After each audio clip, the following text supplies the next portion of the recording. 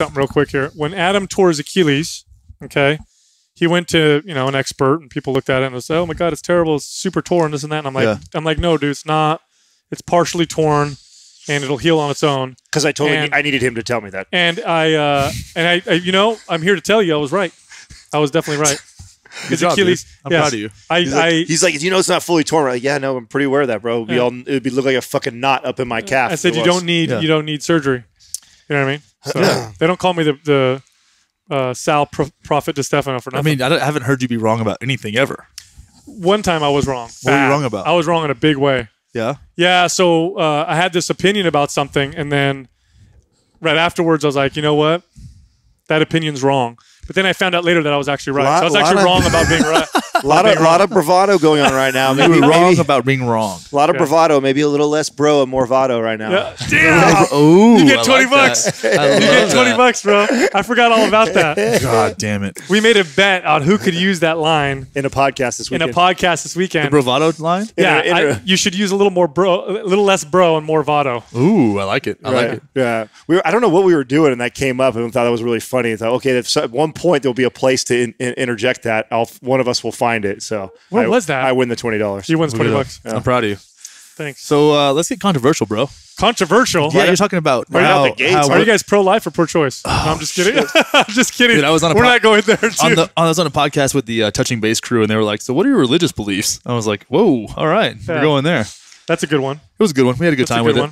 No, you were talking about how men develop charisma. Yeah. And why. I want to hear more about that. It's super fucking intriguing. I actually quit that conversation in real life to have it on the podcast. So there's a couple theories. Well, first let me explain where that came from. So when you look at when men and women list the top things that they find attractive in the opposite sex, there are a couple things that are similar, but there's other things that are very, very different. One of them is sense of humor. So women statistically tend to, and by the way, I want to preface this by saying that there are massive individual variances. Right, there's always an exception to the rule. So these are generalizations. We're talking about trends here. These are generalizations that are made. Now these are real ones though that are statistically proven. That women tend to rank sense of humor as a top 5 trait that they seek in a man or in a mate. Men, on the other hand, sense of humor isn't even in the top 5, and many times it's not even the top 10. It's not that important. No, not even that important for a man. So that's number one. And we do know, statistically speaking, that men tend to rank higher in things like charisma and sense of humor than women do. And again, this is very, very general. And the question is, why? What's going on here? Is there a genetic component? Is it biological? Or is it more of an environment component? And if you unpack that and get a little deeper, you find that a couple things happen. First and foremost, women, very attractive at young ages, find that they can get a lot of attention for being very, very attractive. Men, on the other hand, tend to not be considered super attractive until we get a little bit older, and women tend to value things in men other than physical appearance. In fact, again, they'll rank things like sense of humor and charisma. So what ended up happening is men, because we're trying to attract the attention of the opposite sex, have to learn to develop things about their personality. We have to practice ourselves because we notice right away that we get girls' attention. This is why funny. Men are typically better salesmen too. We do better. We've been taking rejection our whole entire life, and we've been able to get over it and be okay with it. That we tend to be good at sales too for that exact reason. It's true. Well, dealing with rejection is a superpower. If you can handle that, if you can really understand how to leverage rejection and how to grow from rejection versus internalizing it, bro, think about this. I believe a lot of that's what builds this charisma that we're talking about right now. Yeah, I think once you get comfortable and okay with these situations, then I think you become more confident, and that confident, I think, is where a lot of that charisma is rooted. Think about this. How many? I mean, I know several of these examples, but the young girl who was just stunning and smoking hot, high school, college, stunning, smoking hot, gets all the opportunities given to her. Men pay a lot of attention to her, gets into clubs, this and that, and then she parties a little too hard. Doesn't really take care of herself. Starts to get older. Age starts to set in. And then they find themselves in a really shitty situation. Completely lost. Lost because, all of a sudden opportunities aren't open to me like they used to, because in the beginning it was based on my looks and I wasn't able to develop these other strategies to be able to navigate around society versus somebody who may not be as attractive, or maybe a man who your physical appearance as a man, unless you're absolutely stunning, doesn't make nearly as big of a difference. The variability there isn't near as much. Not at all. You have to, if you're first of all, a charismatic, average-looking guy is going to get way more attention from women than a super dull, not charismatic, extra good-looking guy. Well, there's a thing about that too. Is like the most super attractive guys that have been attractive forever kind of suck. They haven't had the friction to shape a personality. That's right. And when you said that, I thought it was funny. Not that I want to tote that I have a fantastic personality, but but I'm going to. But I'm going to. So hang on. Yeah. So hang on. No, but I grew up as I was a fat kid, right? And I was like, my parents smoked, so I smelled like cigarettes, and there was like there's certain things that were really challenging for me at a certain time, right? So I didn't have a choice but to develop a personality. And what happened when I turned into like this 6'4" fitness dude and actually had attention for something other than being outlandishly ridiculous, which is what I went to. I was like, I'm going to be funny by saying things that most people wouldn't say because I needed to get attention somehow. I needed to have some kind of social currency early in my life to have value in my community and my tribe. And when I reflect on that, I'm like, wow, that actually, one, it made me develop some kind of personality and add some kind of value outside of what most people were touting that back then. Even though I was a good athlete, that wasn't enough, And I'm so grateful for that experience because it helped me, one, deal with rejection. There was a lot of rejection, which I internalized for a long time and have kind of come through that. And it's been really, really, it's an extreme sense of gratitude around that whole experience. And I think you're spot on with that. Oh, well, even if you look at, and these are general, but women tend to want a man that's anywhere between, on average, 4 to 5 years older than them, and either across or above them on what you can call maybe a hierarchy, like a status order or status order. Yeah. Now, that's a little bit subjective, but usually what makes up that is money, charisma, how much people like you, those types of things usually will place you on that hierarchy status. Now, men tend to like to date women that are 4 to 5 years younger than them and across and down from them on the hierarchy. Now, and this is this is actually quite interesting. A woman's IQ, the higher her IQ goes, the more likely she is to not find a mate and be with someone long term. Yeah. And this, again, is because, men want someone across or down and women want across and up. And if you're a super successful woman, very intelligent, you've narrowed the average choices that you tend to want, because a lot of women, not all, by the way, but a lot of women don't want to be with a guy that doesn't make as much money as they do, or isn't as smart, or whatever or someone that they think is lower. Yeah. I find that such an obvious stat, though. Don't you? It is, but it's obvious, but it's controversial. But let's track it down to why, though. Well, right? You think about it, you don't have the same needs anymore. So if somebody's not very intelligent, you don't your need to get resources, right? To get resources. So having a mate that is intelligent or a little bit more intelligent helps that provide those resources. Now, if you're brilliant and very successful, a lot of these resources that other people are scared of that they don't have, they have to get a certain partner, somebody that's at least smarter than them to help them get those resources. Flip that with somebody who's extremely successful. They've taken, you're only you're getting a smaller pool of people that you can choose. And these are, we evolved with these. Now consciously speaking, if I'm being super self-aware and everybody's being super self-aware and objective, you can look at that stuff and say, well, that's ridiculous. Who cares, right? Yeah. And here's the other thing, too. I think for a man, when we value our own self-worth, men have egos that tend to be a little bit fragile. And I know a lot of men that when they are challenged by a woman who is smarter than them, more successful, they can't fucking handle it. No, dude, that's what I wanted to get at, was like, it is challenging for a guy to date somebody. I've done it. I've done it.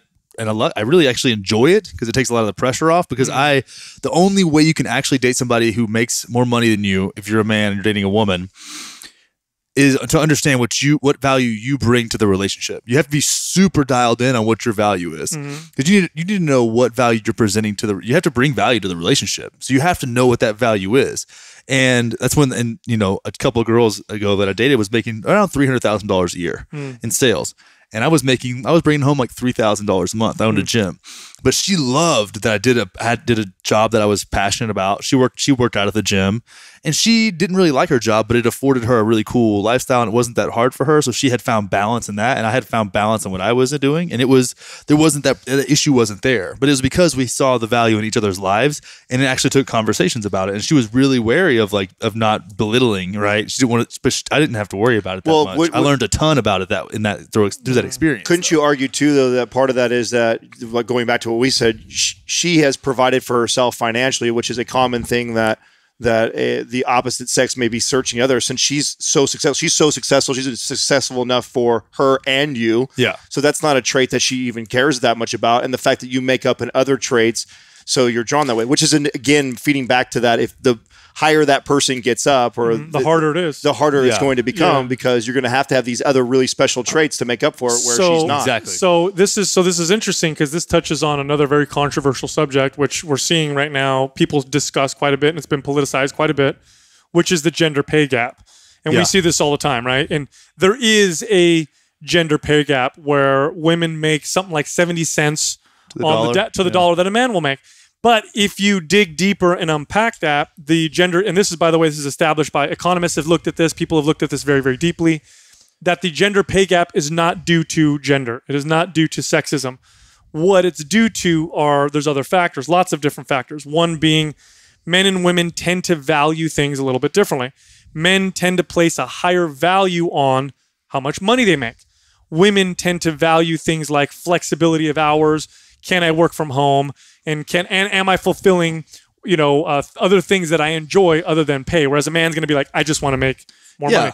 Women also tend to take time off in their careers when they have children, this kind of stuff, and so that can slow down your progress. Whereas men tend to not do that. Didn't they squash that with the study or the community that actually did that, where everything was even and across the board, and then naturally there still were certain percentage of sexes were drawn to jobs that were in construction and lifting heavy things and doing some of that. Men tend to take the dangerous jobs. Women tend to take jobs that involve. Right, but didn't they run this through a community the Scandinavian countries tried very, very hard to equalize this, and what they ended up finding was even greater discrepancies, because men and women generally are different and they value different things. And here's the other point that I like to make with this, because I know there's some people listening who are arguing with me.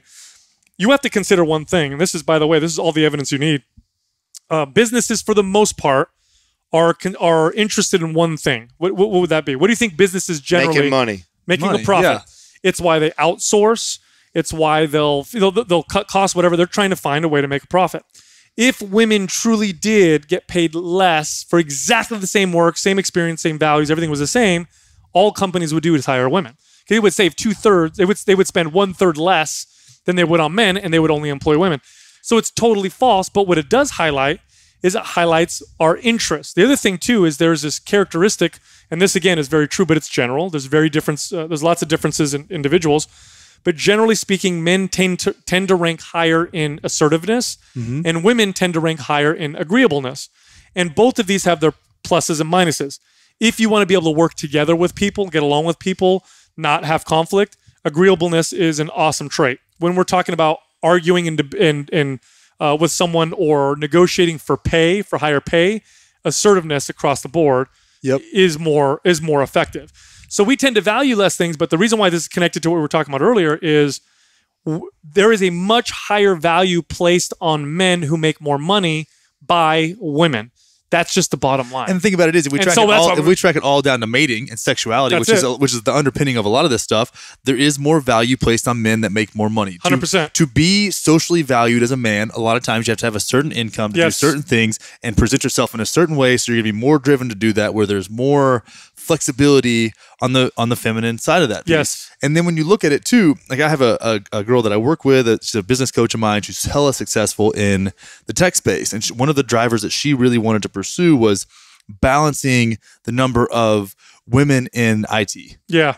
And we talked about this, and I was like, well, why? Like what is it there that needs to be expressed? And what I talked about was that there's certain qualities of the masculine side, whether men or women, whatever, but the masculine piece, where it's a lot of times you can put the blinders on, you can be very ambitious. You can put the head down. You can do. There's certain things that are just expressions of masculinity, which can be very detrimental too. Which can be. So I said, instead of going in there being like, we need more women to work here, let's talk about the qualities that more women possess that are actually beneficial for business. So if your company is very cold, and I would say like very the shadow side of masculinity, where it's very money driven and very, I say cold is the best word, right? Where it's like you don't have the empathy with your audience. Then you should have more women or more feminine energy within that business to create an understanding of the people that you're reaching out to. Now here's what that's good business, and that's more about that than it is statistics and numbers and percentages. So two things about that. One is if you see a discrepancy between men and women, first off,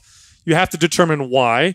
If there is in fact sexism being involved, which I'm sure exists, but the data shows clearly that the majority of it has nothing to do with sexism. It definitely exists. Then it exists, and that's not a problem.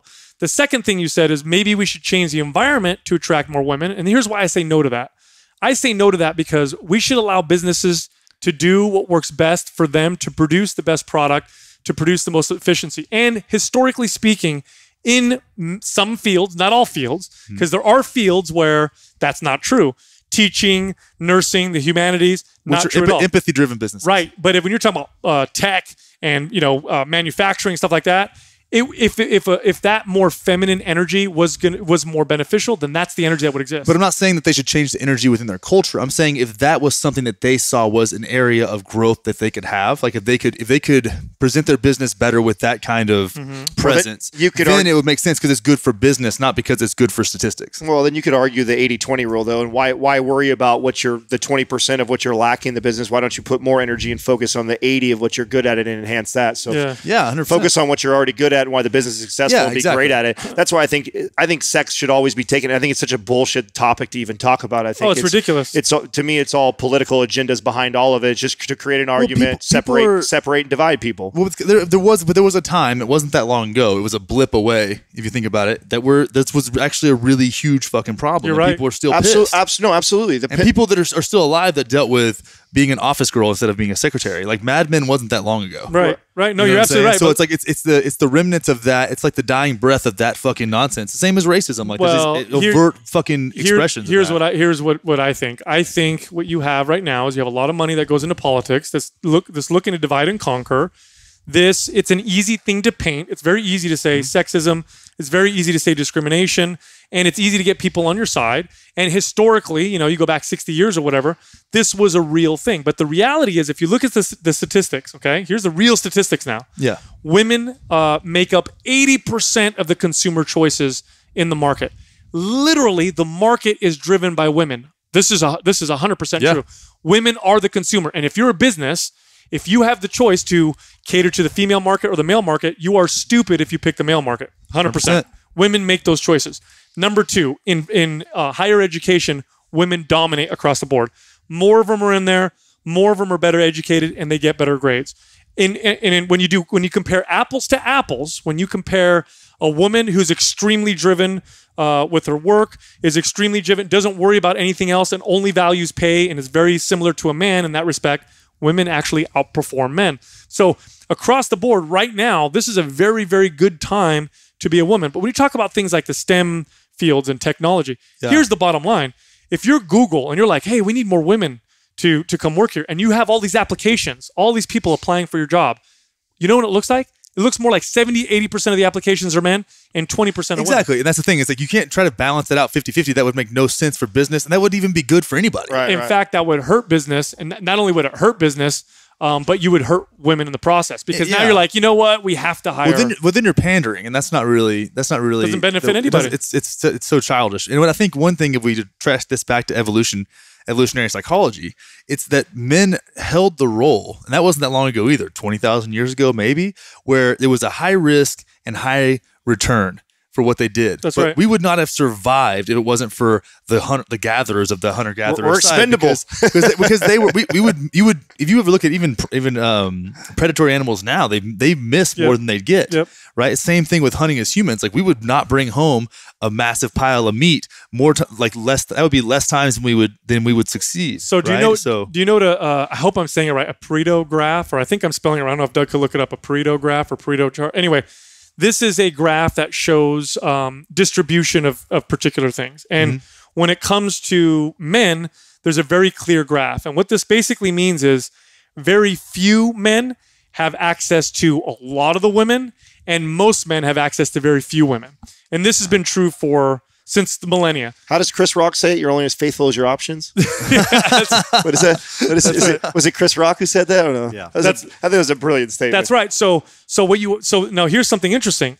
All people have less ancestors that are men than we do women.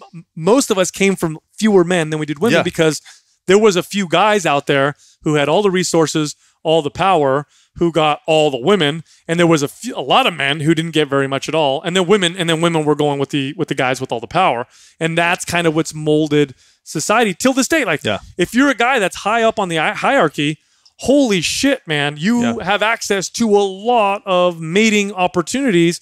For women, it's not necessarily the case, and I'll use this example. I used to train a lot of surgeons and doctors quite a bit. I had a gym next to the hospital, and I trained throughout my career 5 extremely successful, highly intelligent women who were surgeons or anesthesiologists, and every single one of them did not date, wasn't with anybody. It was very difficult for them. They used to talk about how hard it was all the time, and all the doctors and surgeons that I trained that were male either were married or the single guys were like rock stars. Yeah, just because they're on that scale, and that graph is why a lot of these differences still occur to this day, and it's just true. Yeah, it's just a true thing. I mean, we're still human animals. Yes. And to get back to what I was saying, it was that the consistency of women has really aided our development as a species. Totally. Because if it was just all high risk, high reward, there's a lot more men that have failed too. Bro, it's all female driven. Exactly. It's all female driven. When people complain about the way society works and the way that men are, this and that, I hate to tell you this. We turn on a dime based off their feedback. 100%. It is totally welcome driven. to the podcast, Justin. Hey, I just listen to that beautiful voice out of nowhere. I was just having a pleasure time in the shower. Yeah, it was good. Seeing his house is a he was a pleasure, little tested monkey. up. He was spanking the Pleasure in my monkey. Yeah, right. Let's not call dicks pleasure monkeys, please. My brand. Oh man, I thought that's what I was on. No, tainting my brand. Fuck off, guys. My bad. Not okay. Not okay. Excuse me. Anyway, I'm gonna talk about mind pumping some babes later. Yeah. I don't mind that. You can say that all day long. Anyway, it's a good conversation to have because I think it's a touchy one though. A lot of people are very. I hate that. I hate that. So shit. it's a triggering conversation. I can't fucking stand that. Yeah, but I mean, every time anytime you get angry, right, and you get triggered, like that is something that you need to. That's you, man. Yeah, that's you. Why? How could someone else talking about something actually make you angry and passionate about something like that? That's your own insecurities and issues that you're dealing with, man. Well, one thing that's really important to understand is nobody can make you feel anything. Right. Anything that's a projection of yourself. You Absolutely. know? Like if I'm over here ripping on Adam for having small calves. Yeah, it's because I'm insecure about my own calves. Absolutely. That's maybe he has. That's why I don't even. That's why I don't even want to fire back at you because I know that's something you're struggling with. So I let it go right. I go like, oh man, yeah, poor guy. Man, this guy's coming out of my calves. Issues. Man, I got over that like 10 years ago. Man, he's still dealing with that shit. Yeah. I see you always wearing jeans, dude. I get how it is. No, he wears shorts all the time. I'm just messing. Yeah, we get ripped all the time on our YouTube videos. By the way, YouTube is because do you have a YouTube channel or I is do. it okay? Have you seen this? It is like the land of trolls. I love Way it. worse than anything. Dude, I need a little bit of that because everybody loves me. No, so much. no. Don't ask that. Don't ask for that. Don't ask for that. We thought about asking for it one time. It was just the same thing too when we were coming. We're like, hey, you know what? I feel like we're not getting any hate. Maybe we're not big enough yet. Maybe we need to try and get some hate. I'm like, no, it's not. Then you get it. And you're like, I got 2 1-star reviews. It's not as fun. Dude, you did? You got 2 1-star reviews. So what did they 2 out say? of 5 What was reviews. They didn't write anything. Oh, that's weak. I know. I was like, I think it's an accident. I took it out for an accident. That's like an ex-girlfriend. That was- You pissed well, somebody one of- off. Yeah, right. one of I them was- definitely pissed people off. One of them was us because we're like, he's got too many 5 stars. We got to give him a 1 to make it look realistic. Yeah, But I don't want to leave it. it still says 5.0 though. Burst your bubble a little bit. Hey, whatever, dude. No, you don't want to pick up the brick, man. Was what one of our good friends Casey says when you're talking about trolls. We have a friend of ours, Lane. You know Lane Norton, right? Yeah. You know he is. He has a lot of trolls coming his way. But the problem is Lane fucking picks up the brick. There was a gentleman that was fucking with him for a while on social media. What's that guy's name that was fucking with him? I can't think of his name right now. Blaha. Oh, Jason Blaha. Yeah. And he would fire back and forth with this guy, and it just emboldened this fucking dude. And he had to go to court for it, and it cost him all this money. Connor, have you He's seen talking August? shit as he's like putting gunpowder into like these Bullets. and like doing this whole process as he's like talking shit about Lane the whole time. It was so creepy. Yeah, that sounds real creepy. They got into a legal battle. It was a big deal. But it's again, he's attracted that, because he's got that. He's very polarizing. Yes, but there's something about that. I mean, that's the reason. If you're gonna tout things that are triggers for people, like you just gotta expect to receive some fucking don't feed them. So but don't respond to them in that way. Well, and part of that you can have some success, but eventually I think it'll be short lived. Like I think people see that the East Coast West Coast thing. I mean, we saw that in rap years and years and years ago, right? So I think a lot of people try and model that strategy of like, let's cause beef, so because any news is good news. But we're at a different time now, man. Which is different in the hip hop game than it is in real life. Right. On YouTube, like I kind of like when rappers fucking get after each other. It's kind of fun to watch. Unless it's Tupac and freaking Biggie. Well, no one needs to get shot. Well, but if like Drake and the same way and Meek Mill are getting after it, it's like the same way you feel about that. There's consumers that are listening to your show and listening to the content you put out that feel the same way too. I mean, we constantly have to not feed into that because we have a very rabid base of fans that love the fact that we call out shit to the point where they want us to really fuck with shit, and it's tempting shit on sometimes this guy. because we have an army of people that are going to be right behind us. Talk to that person, right? But it's like you got to be careful with that because that gets out of control. Then you get in a situation like I feel like what Lane's got himself into is that you've got these camps now, and then it turns more into then it gets so big that it starts to affect the business, which is what you've seen happen to him, which is unfortunate because we all agree. We think he's a good guy, man. He's got a lot of good traits about him. There's a lot of good things, and he's still dealing with a lot of shit probably from his childhood. That's sure. I mean, everybody is. You just have to acknowledge your shadow. Right. Acknowledge what you're feeding there. And that's one thing. If you can see that some expression of yourself is just feeding the shadow, then you got to fucking do something about that. You got to pick and choose your battles and be smart about what you say. I mean, if you want to criticize someone, like do it intelligently, so that the person kind of has to think about, what they're doing. Like we had a situation. Do you know the guy on functional patterns? Do you know the functional patterns guy? No. Oh, what's his name? I can't remember his name. Anyway, brilliant movement specialist. Like one of the smartest movement specialists that I've seen. Really takes things and distills them and presents them in ways that are absolutely brilliant. However, the guy is like, if you fucking say anything wrong, super toxic. He will be, he will fight back and do all this. And he's kind of made a name for himself as being that type of person. Yeah. Which is not he's not kind that of good. fueling his whole brand with that, though. I mean, his it's whole like thing us was against to the world. Find out who his real core people were and just talk shit about everybody. Well, so people get attached to being right. They just get off on being right. So Justin posted a video of himself doing some club movements, and this guy loves working with clubs. And so out of nowhere, he comments under Justin's page because I guess one of his followers tagged him. Yeah, and he's like, something like, "Oh man, if you're gonna steal this from directly, steal this from my, you should give me credit." And so I get on there and I fire back. I'm not even following you. Yeah. Who the fuck are you? Who's this guy? And so, but the way I fired back, because I'm very familiar with this guy, and I was very honest with him. I said, "Look, man," I said, "you got good shit. You've got great information. I know Justin. He's not trying to copy anybody. We give people credit all the time." I said, "But if you weren't such a fucking dick, you'd be way more popular." You said that to him? You came in hot. I told him. I told him like your business would be so much bigger if you weren't such a fucking asshole. It's so true, though. And you know what's funny? He fired back a couple times, and then he retracted everything and apologized. And I think wrote everybody private DMs and was sorry and everything. Yeah. So it's like, okay, I respect that. If we create an environment of honesty with people where it's like, hey man, you're kind of being a dick right now. Could you check that, please? I mean, not I love you, but fuck, dude. I mean, there's sometimes I wish I could say that. It's like, I love you, but you're being a dick. Why not? And I'm about to slap you in your fucking mouth. Well, that part right there might not be good. Well, it's the second part. Well, part of that though, I always try and check myself is if I'm giving someone my power to get angry, I think you're a dick. What is it that makes me feel that way? Or what are you saying that's triggering me? Probably rooted in some insecurities myself. That's 100%. Right. Not that I actually want to hit anybody in the mouth. That was a figure of speech. But if someone gets me riled up like that, where I feel that way, why do I feel that way? What makes me feel that way so much? And more than likely, it's still a reflection of myself. What's super effective is along what you're saying. If someone is literally being a dick with you, if you're very calm and you be honest with them and say, look, the way you're communicating right now, it's hard for me to understand what you're saying because you're coming across as an asshole. Yeah. And many times that works. People will kind of take a step back and be like, okay, I don't get into this situation of myself often at all anymore because I just don't have that I don't get attached to that feeling. But I think that's something that's really common for people is like, God, this guy's fucking irking me. And what you said is key, and this is a huge step people can take is, well, what does that say? Like, what is that saying about you? Where is that coming from in you? It's JP Sears has that practice where you have to eye gaze with someone and notice something about them positive and say, well, what does that say about me that I noticed that about you? And then something negative. And what does that say about me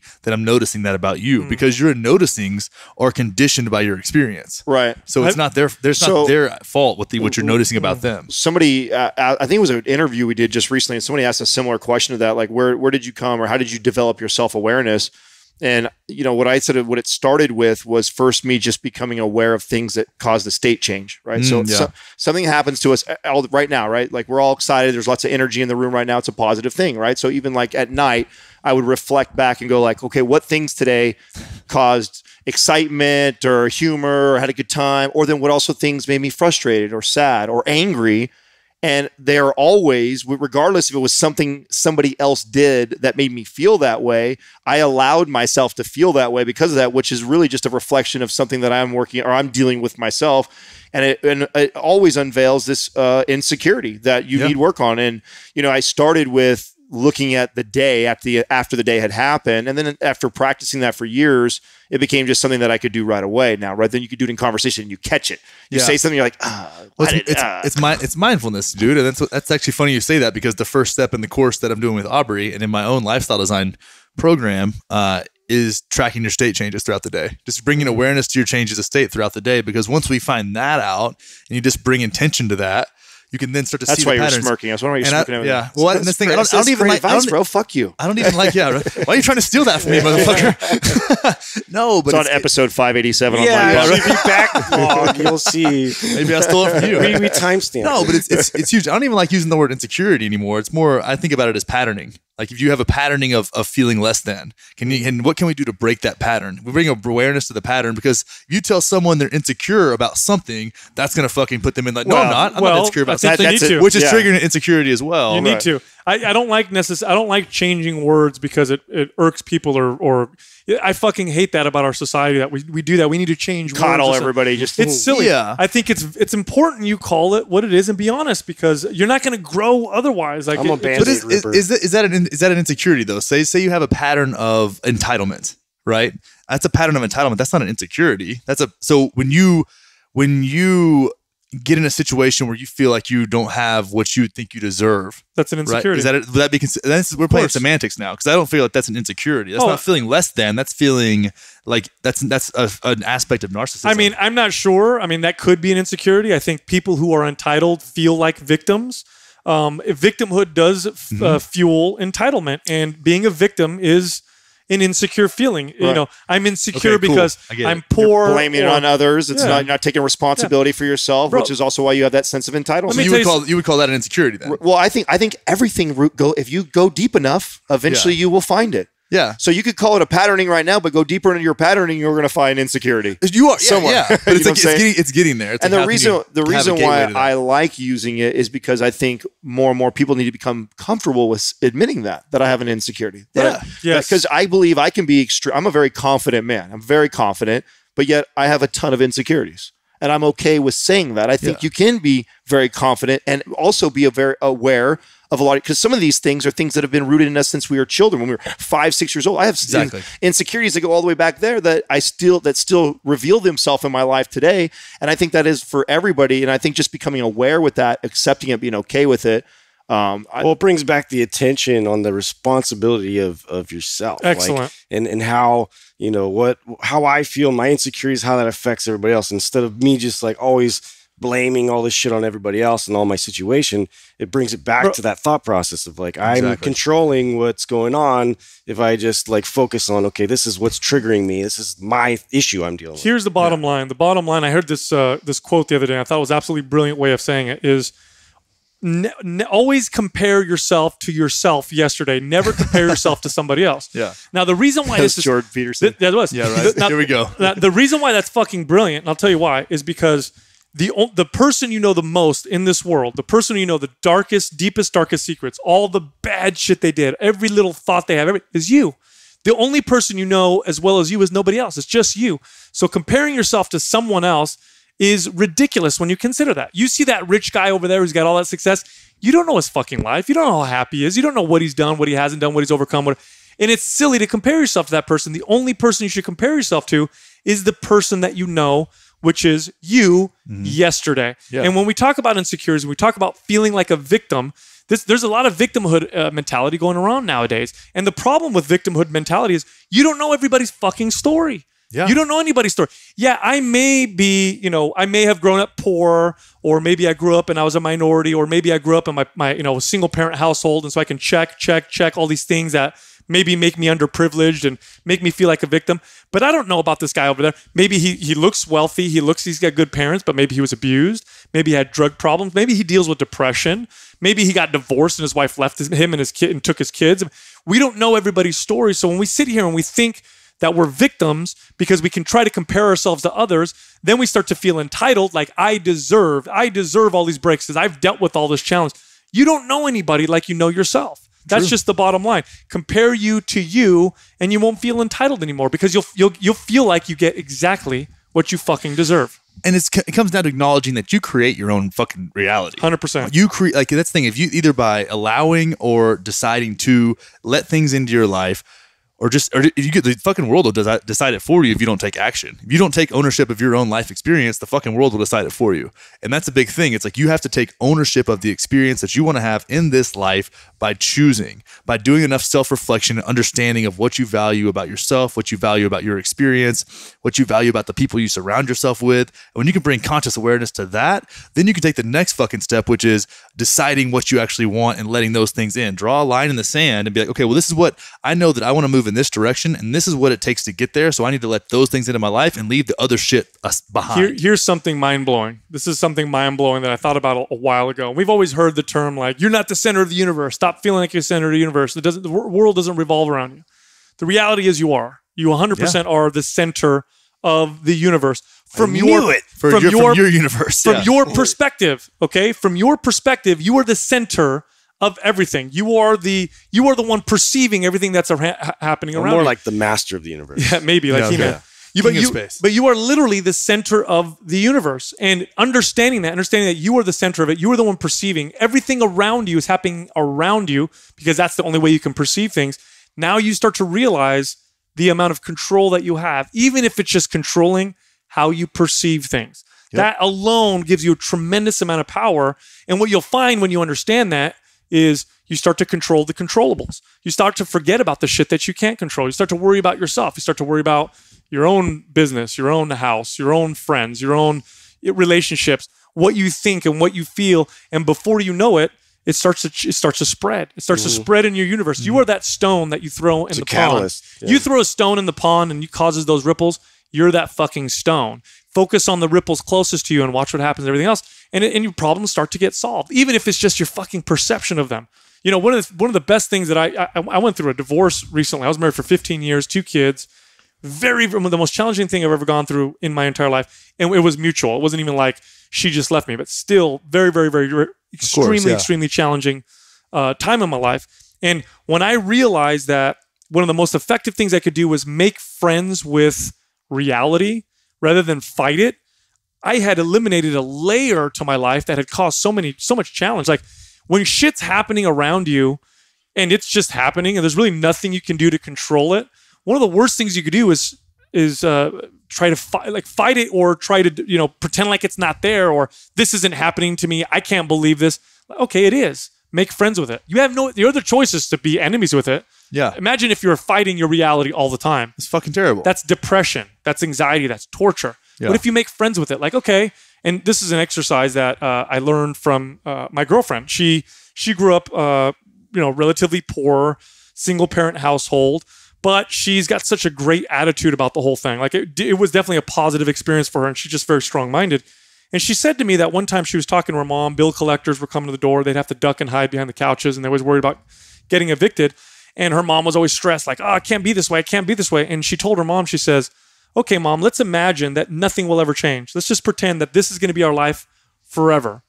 Now, what are you going to choose to do? And she said it was like a light switch. Yeah. Like right away, she said, well, fuck, I guess I just better decide to be cool with it and to make friends with it. And she said everything changed from then on. And that was such a mind-blowing thing for me to understand. And now anytime I'm in a situation where I feel like this can't be happening to me, I can't fight this, I think to myself, like, it's here. and I'm just going to make friends with it and see what happens. And the result of that is just, change of perception. And you realize that. It's amazing. And once you realize, but it's so liberating when you realize that. So liberating. It's funny that you said that because I grew up with parents that were addicts, right? And I don't know if you guys knew that or not. I think you told us, yeah. Yeah, so I've talked about that before. And actually, my mom started listening to the podcast.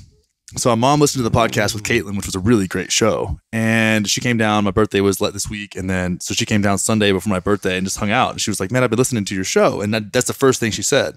And I was super surprised. This is stuff I've always wanted to share with her, but it would trigger the fuck out of her because she has a really rough past and she kind of left me with my grandparents. And and I experienced some abandonment shit with that, of course. And, she would come back and addict behavior, right? She would come back and tell me everything was going to be okay and then bounce again. And I was a kid, so I didn't really know any better. I just was always hoped for the best. So that left me with some kind of abandonment stuff to process. And I've been working on that the past 4 or 5 years once I became aware of it, which was really challenging for our relationship because my first step in that is to blame her, right? Sure. Of course. Early 20s, I'm like, fuck you for like doing this to me, which is a completely different perspective now. But I had talked a lot about how grateful I was for the experience I had with her, and that it really gives me a lot of compassion for people and a lot of empathy outside of myself for people that are going through things.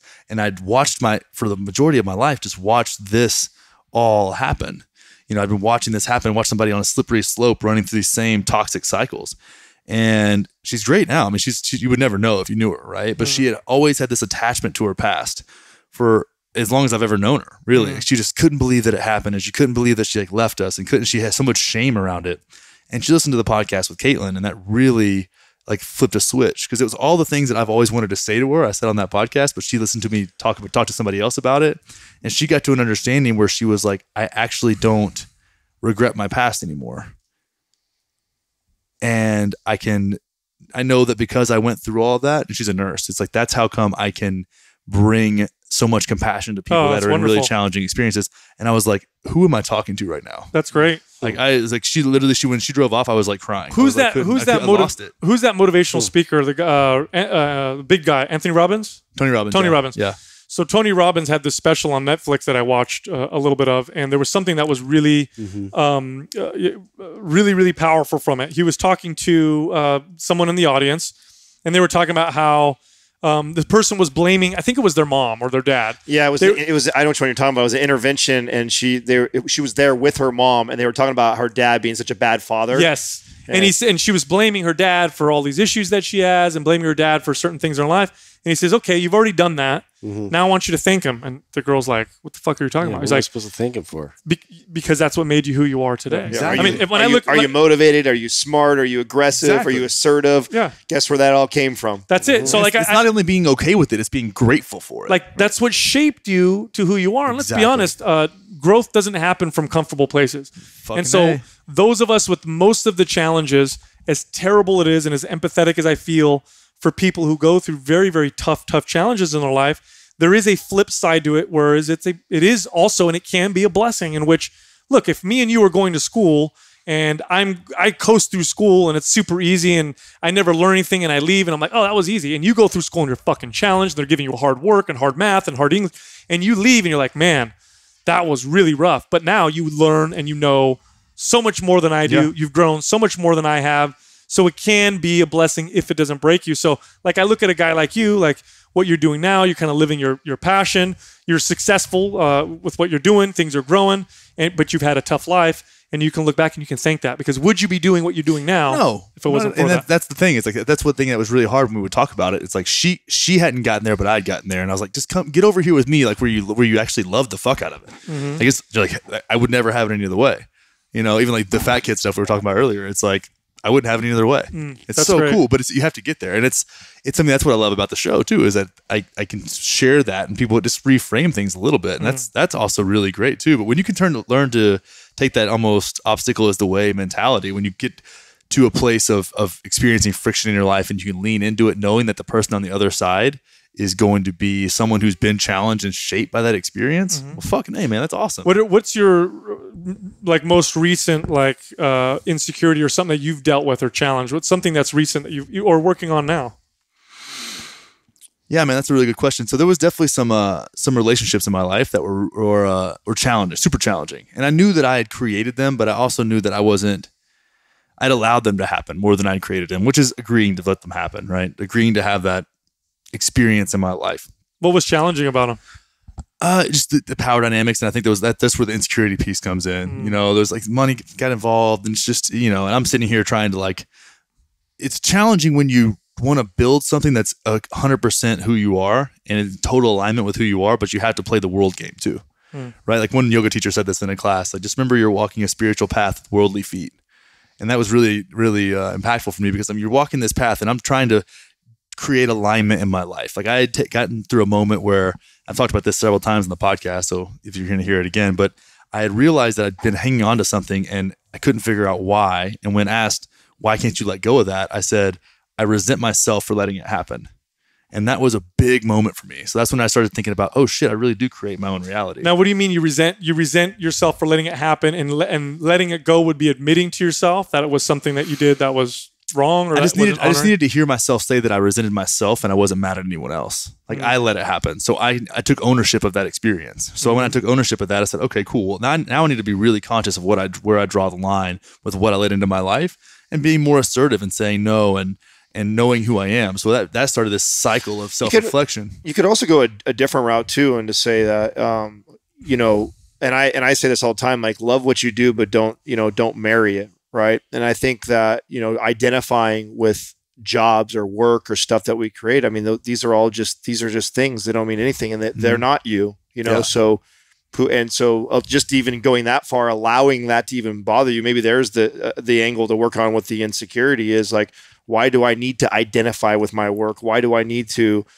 it have to be so much of me? Sure, if it's your podcast and you talking, but it's also business for you. So is it a place for you to share who you really are, or is it a place for you to actually create a business from it, and being okay with that decision, and then not attaching yourself completely to it? Yeah, true. I mean, that was something that was in my personal life, right? So that didn't bleed into the business as much, but I totally understand what you're saying. But I'm trying to create this thing of alignment, and there's a money piece of that too, and feeling like you got to grind, and it becomes into making it a business. So there's all these different places. But what I started to understand is I have to get these things out of my life and forge this really aligned path for myself. And when I have the space to do that, then I can take really conscious action towards in the right direction. And that's just been more and more shaping of finding out, what I value about myself, what I value about what I share. Starting to do solo podcasts was huge for me, because that not only did I have to acknowledge that my thoughts were valuable and my expression was valuable, but if you track that down a little further, it's that I actually have value, and what I share is valuable for other people. So these challenges of value, and I've kind of been stepped on a few times, and I'm so grateful for that experience over the last couple of years, where I'd really been kind of challenged in ways that I didn't know that I could be challenged. And I had to be in that situation where I was vulnerable enough to let that happen, but it made me really fucking decide who I was. Elaborate on stepped on. What do you mean? Like, what was it that made you feel that way? I mean, I don't want to go too far into it, but it's like, without getting too personal. We can leave names out. Yeah. But it's just where I felt I've always had, not always, but in my career, I've never had a great experience feeling like I wasn't in control, which I know I'm not in control of the world and circumstances. You mean working for somebody else? In my work, right? So putting all of yourself into something, right? When I owned the gym too, it's like, that was my big lesson of like, things can happen that are completely outside of your control. No matter if you do something for the right reasons and work your ass off and know what you're doing, that's not guaranteed that it's going to succeed. You have to start to realize that you need to take care of yourself like you would take care of someone else, or like someone you really cared about, or someone you really loved. And now, what does that mean, right? It doesn't mean that you're like, if you have a kid, right? Like I have 2 kids and I love them to death and I want to take care of them.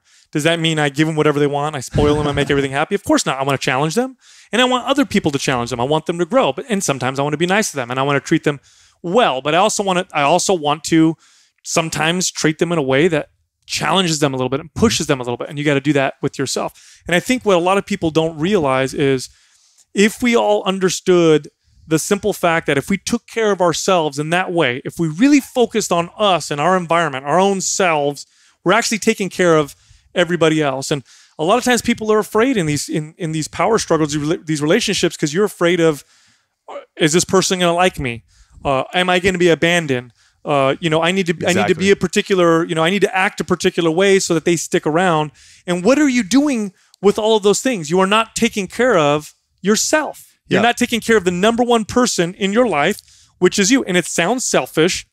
It sounds like the counter to like, we're all together, everybody.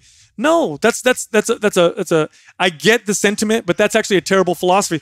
The reality is, take care of you like you truly care about yourself. And I mean it in the truest sense, not like I said, like you're spoiling yourself, because that's not taking care of yourself. No. Giving yourself everything you think you want is not fucking healthy. That's not taking care of yourself. If you truly take care of yourself, then you'll find that all those things will work the way you want. When you stop taking care of yourself, when you start thinking of yourself as somebody that you don't care about, then you'll find yourself in situations where you feel like you're being stepped on, you're being led around. That's a really broad statement, though. That's really hard. I mean, that's so hard. Yeah, you tell. It is, but I mean, take care of yourself. That could mean a million things to a million different people. You know. But again, if you circle that back to what we were saying about embracing challenging circumstances, like that's where you're going to find that you have to have compassion for yourself and know like that the only reason you can find that feeling is when it happens. Right. And then so you don't blame yourself, you don't blame other people, you take ownership of that experience and say, "Fuck, man.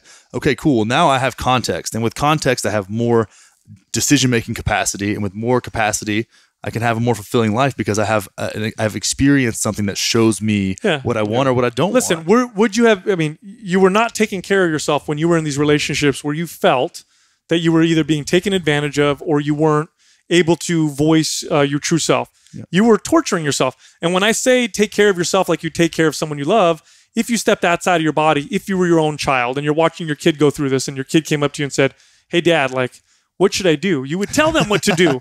You would tell them, like, "Listen, this is not a relationship for you. This isn't working for you. Yeah. This isn't serving you.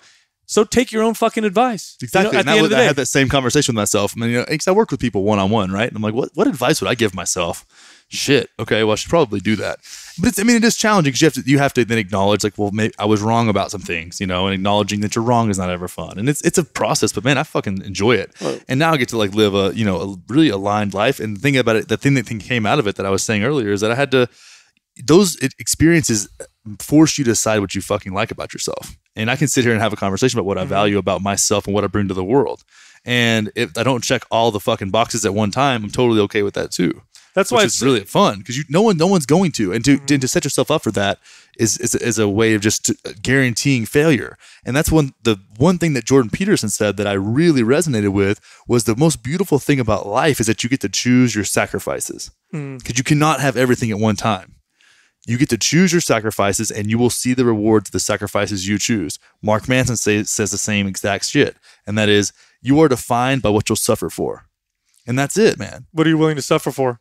I tell you what, this is all why it makes it very difficult to, why it makes relationships so difficult. And one of the things I'm most grateful for at the moment in my life, one of the things is the people that I get to work with on a daily basis. It's extremely rare. And I'm not just saying this to be nice to my co-hosts over there, but I'll tell you what, we have a business relationship where we value each other's independence and individualism or individualness so much that for the first time in my life, I'm in a relationship with people where I feel like we literally have done a great job of leaving our egos at the door to the point where if I'm having a debate or a discussion, which by the way happens all the time, it's not like we get along all the time. I've been a part of them; they're really fun. We get in arguments, we get in arguments, we fight, we disagree all the time, but the goal is the same. The goal is I want to have this argument with you, not to win.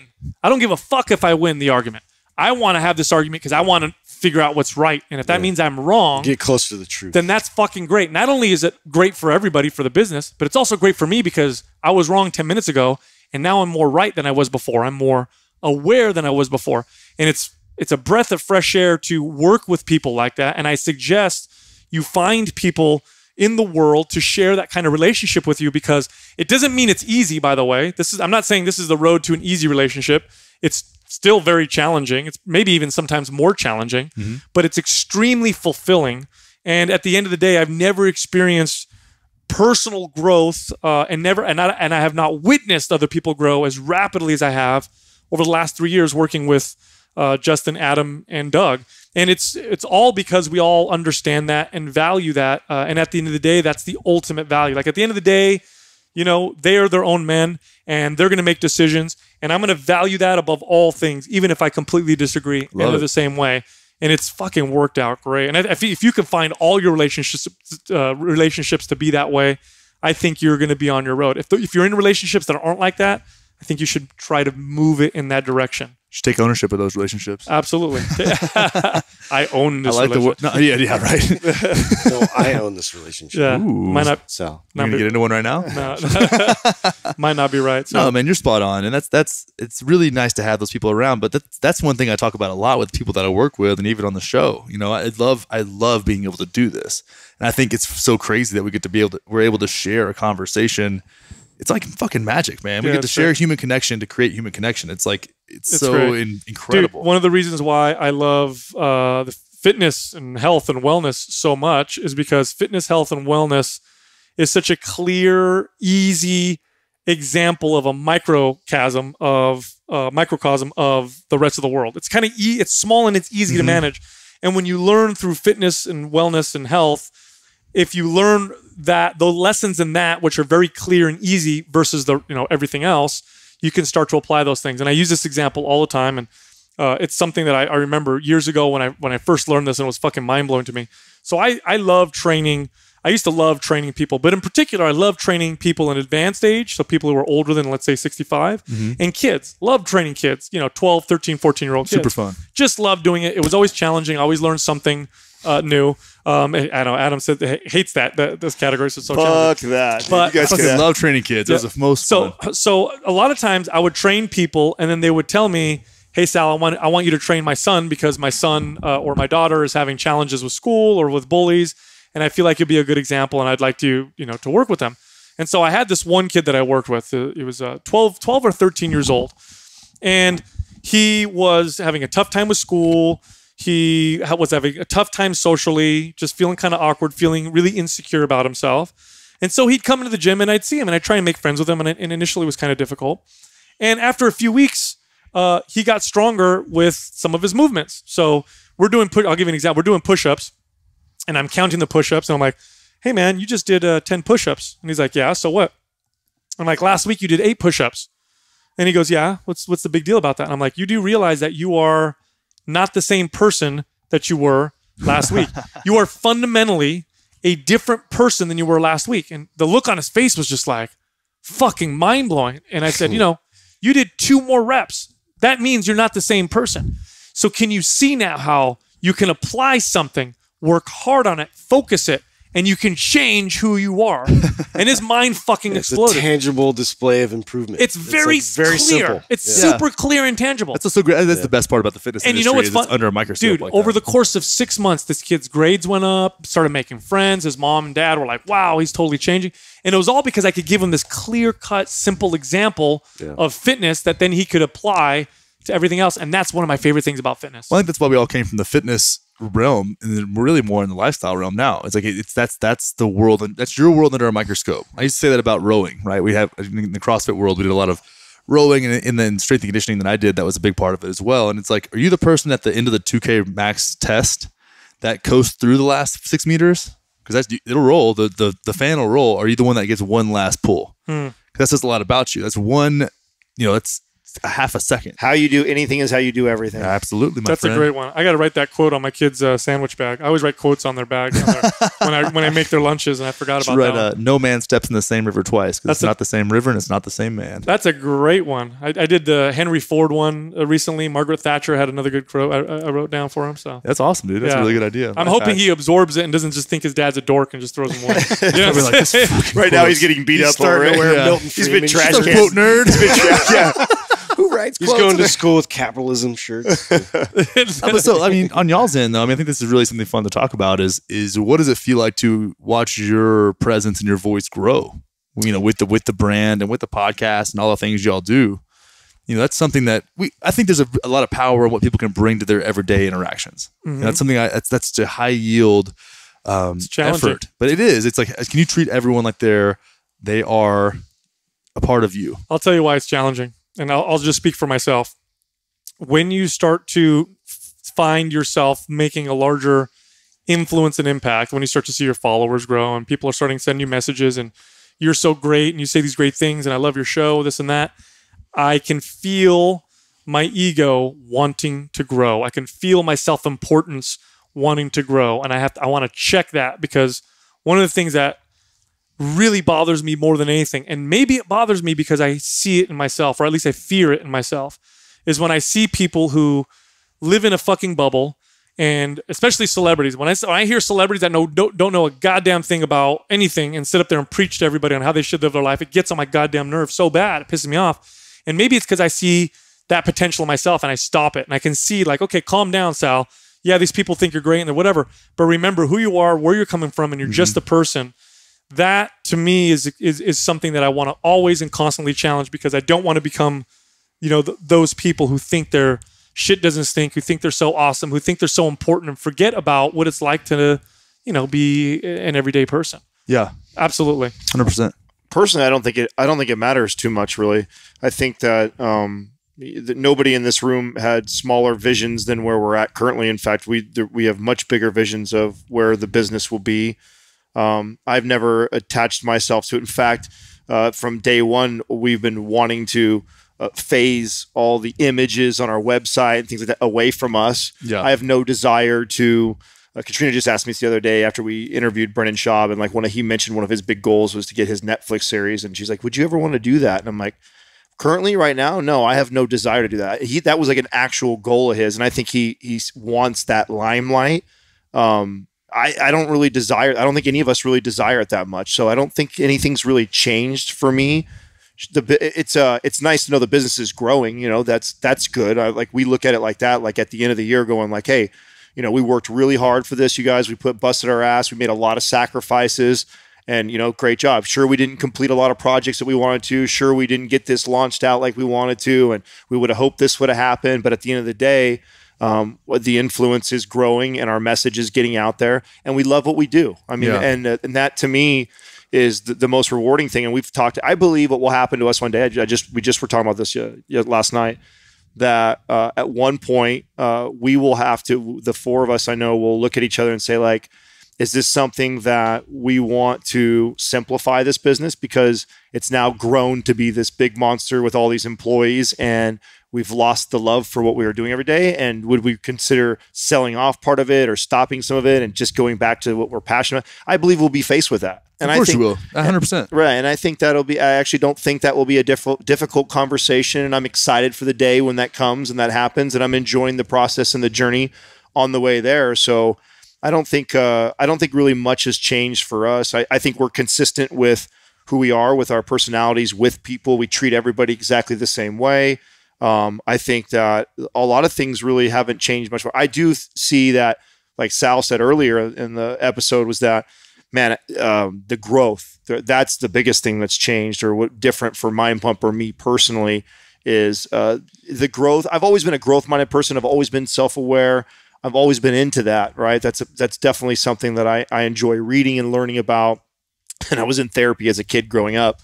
So I definitely really, really enjoy that process. And I feel like it's accelerated at a whole nother level because you have to listen to yourself or watch yourself on the YouTube. And so it definitely is this huge mirror for me. And so I've been in touch with my own insecurities more than I ever have in my life. You put them on blast. Yeah. So, I like that. Like I really, it's a really nice, a nice way to learn and grow. Is like, man, why? I can't believe I said that. I think people get to grow with you too, which is awesome. Right. I think we're always going to be uncomfortable.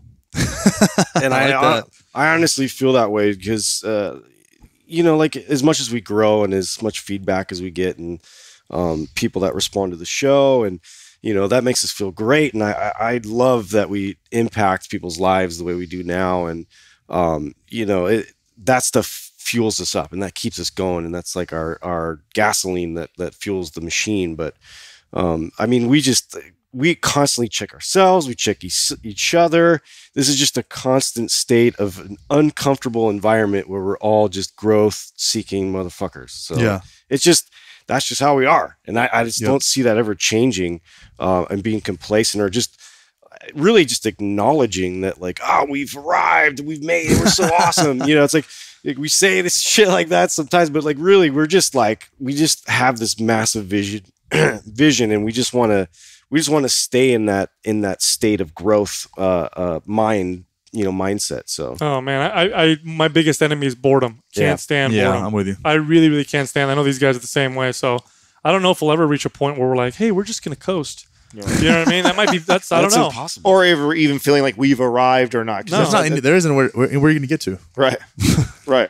So I don't think anybody. Nobody here is going to retire. Let's put it that way. No. It's Yeah. I also think that, and we did talk about this not that long ago, that we were blessed in a sense that I don't feel like it was an overnight thing for us. This feels like it's been a 4-year grind for me. Like that's what I feel like. And I feel like longer if you count the very beginning when you started in fitness. Right. So 20-year grind. Right. But I mean, literally for what our vision, and even when the first time I met Taylor and started to think, okay, I want to build this social media business. So I think it's been a crazy grind. And so we've seen, I got to watch the small steps along the way that I think help keep my ego in check. Of like the first time somebody recognized you from the show, like, whoa, that was a big deal. You know, I think if all of a sudden I went from no one knew who we were to all of a sudden this huge thing that everybody knows all about, like that would have been such a drastic change that it would have been like, well, probably would have fucked me up a little bit. I probably would have done some stupid shit. But I feel like that we've had this. For me, it feels like a very slow process. Nothing's real. I don't get. God, imagine if this all happened. Imagine if we all met in our early 20s and this all happened. That would have been terrible. Oh, yeah. That would have been disastrous. It wouldn't have worked the same way. Not at all. I for sure egos would have clashed. There's no way in hell I would have got along with Adam for too long. We would have killed each other. Yeah. But no, all joking aside, I guess it's all worked out the way it was supposed to. You know. And at the end of the day, I mean, let's be real here. Nothing ever grew, and this is all I ever did for the rest of my life from now till forever. Fucking great, man. Yeah, I just have fun all the time. This is a blast. I mean, we're coming over here, visiting you guys. We get put up in the Fletcher house here on it, and just having a great time. Yeah, it's been really fun. I mean, that's the thing too with this whole project. It's just been I get to do what I really love to do all the time, and I get to. That's the thing about tracking states down. It's like these conversations I've been doing. This is what I've been podcasting for 4 hours a day. Oh, have you? Yeah. Oh, you already ripped one earlier? Yeah, I was on the post grad project. Oh, that was this morning. So I was there. And then I'm here, and it's like we don't want to burn you out. You got Ben coming soon too. I wanted to introduce you guys. So, I know, man. Yeah, Ben's over here hanging out. Burn you out. No, but I keep doing it all day, and it's the thing is like it's like it's what fuels me. You know, it really does, and it's fun to think, fuck, I can just do this all the time. That's so awesome. It just feels good. Good. Well, I hope our episode becomes your top downloaded one. We are a little competitive. I mean, you guys just posted on your social media business you're talking about over there. Yeah. I mean, Whitney Miller's podcast did really well last week. Really? Did it? Yeah. Really? And the podcast that dropped today, top one? Thursday, as of late. Yeah, since the Lipson changeover. The one that came out today is also super badass. So I'll get you guys some good graphics and throw them on the social and see what happens. I mean, you know, I'll be transparent with the numbers. We'll put them out there and let everybody see what's up. Okay. But fuck, guys, where can everybody find y'all? So Mind Pump is our podcast. You can find it on pretty much any podcast platform. We have a YouTube channel. So here's a cool thing. We started a YouTube channel about a year ago, and it's got different content. So we put workouts on there, exercise demos. We have special guests. We do Q&As on there. That's Mind Pump TV. Then our social media, where you can find us on social media, is on Mind Pump Media on Instagram. And then we have individual pages. So I'm Mind Pump Sal, Mind Pump Justin, and then we have Mind Pump Adam. Right. And then we just got our app. So we just dropped. Oh, shit. That's right. Yeah. The app just dropped. So you can get a free app on Apple or Mind Pump Media or Droid. So it's makes it really easy, dude, to listen to podcasts and then search for topics and stuff like that. Yeah. So great. Yeah. Now that we have over 600 episodes, approaching 700 right now, it makes it nice now because we've talked about almost fucking everything. So somebody who's coming in for the first time and then like is looking for something fitness related, specific. It'll populate those. Yeah. Damn. I like it. Well, I'm super grateful to have you guys around. Thanks, it's always been fun. It's been fun working always with you guys. Always good time, man. Always good time. Having you guys along since the beginning. That's right. The Connor. That's right. All right. Well, see y'all later. Thanks, guys. man. All right. Thanks. Guys, thanks for hanging out for that one. I love these guys. They've been around since the origin of the Pleasure Monkey, and always a good time to hang out with them and dive into all the fun shit they're exploring. Again, if you love the show, please go give it a 5-star review, and then go check out the guys over at Mind Pump. Download their app. Give them a review as well because they absolutely deserve it. Putting some great content out in the world. And we'll see you next time. Peace.